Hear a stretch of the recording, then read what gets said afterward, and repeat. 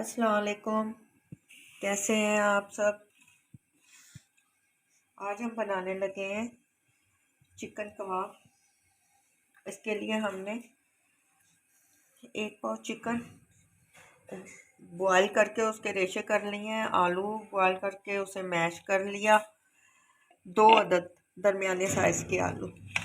अच्छा, इसके अलावा प्याज है, ये हमने बारीक बारीक काट लिया। थोड़ा सा धनिया, ये भी बारीक काट लिया। हरी मिर्ची 4 से 5 अदद बारीक कटी हुई, हस्बे जायका जैसे आप मिर्ची पसंद करते हैं। 1 चम्मच नमक, आधी चम्मच कुटी हुई लाल मिर्च, क्योंकि हरी मिर्ची है इस वजह से लाल मिर्ची कम डाली है। हल्दी पाउडर आधी चम्मच, और ये चाट मसाला है। ये सब हम इन मसालों में मिक्स करते हैं। ये हमने इस बाउल में डाला, ठीक। और साथ ही ये प्याज और ये सारी चीज़ें हम मसाले इसमें शामिल कर देंगे, ठीक है। इन सब मसालों को अच्छी तरह हाथ से मिक्स कर लेना है। ये बहुत अच्छे कबाब बनते हैं रेशेदार, क्योंकि इसको ना पीसना नहीं है चिकन को। इसके हमने बॉयल करके रेशे कर लेने हाथ के साथ ना, इस तरह से। पीसने से ये सारे रेशे ख़त्म हो जाते हैं। इस तरह से रेशे कर लेने, अच्छी तरह से मिक्स करके फिर हम इसकी शामियाँ बना लेंगे। ये हमने अच्छी तरह से शामी बना लेंगे। ये देखिए,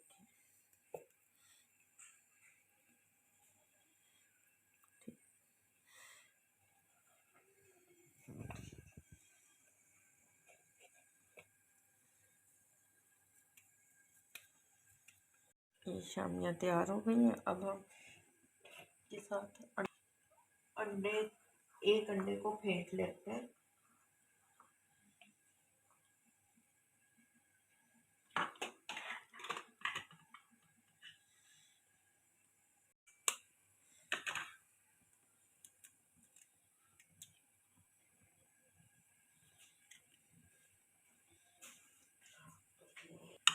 फेंट लेना। अच्छा, ये हमने फ्राई पैन में ऑयल डाला। ऑयल कम डालना, ज़्यादा नहीं, गरम हो जाए।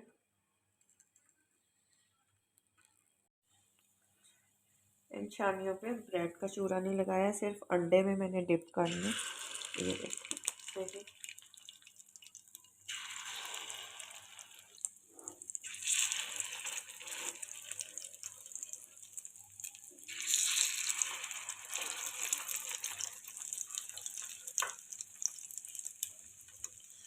ये एक साइड से तैयार हो जाए तो हम इसे पलटते हैं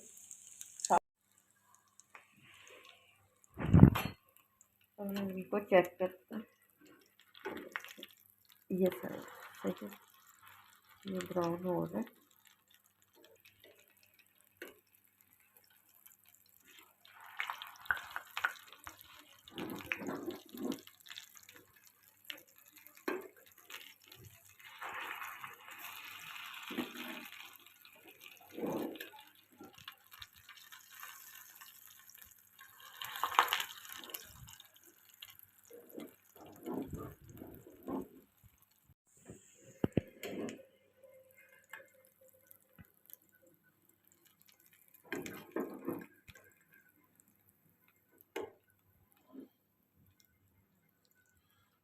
इस तरह से ये कबाब तैयार हो गए। ये देखिए, मैं आपको तोड़ के भी दिखाऊंगी ये कितने रेशेदार बने,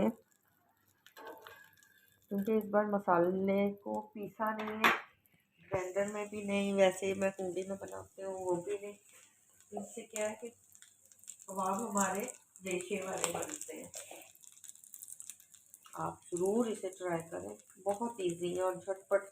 कोई मेहमान आ जाए, झटपट हमारी ये रेसिपी तैयार हो जाती है।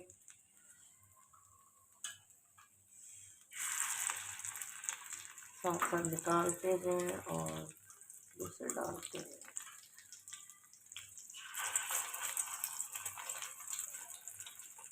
ये आलू के रेशेदार कबाब तैयार हो चुके हैं। अगर आपको मेरी ये रेसिपी पसंद है तो आप लोग ज़रूर ट्राई करें। ये बहुत ही इजी रेसिपी है, आपने देखा जल्दी से और बहुत जल्दी तैयार हो जाते हैं। आप भी ज़रूर ट्राई करें। अगर आपको मेरी ये रेसिपी पसंद है तो मेरे चैनल पे लाइक और सब्सक्राइब ज़रूर कीजिएगा। ओके, अल्लाह हाफ़िज़, दुआओं में याद रखें।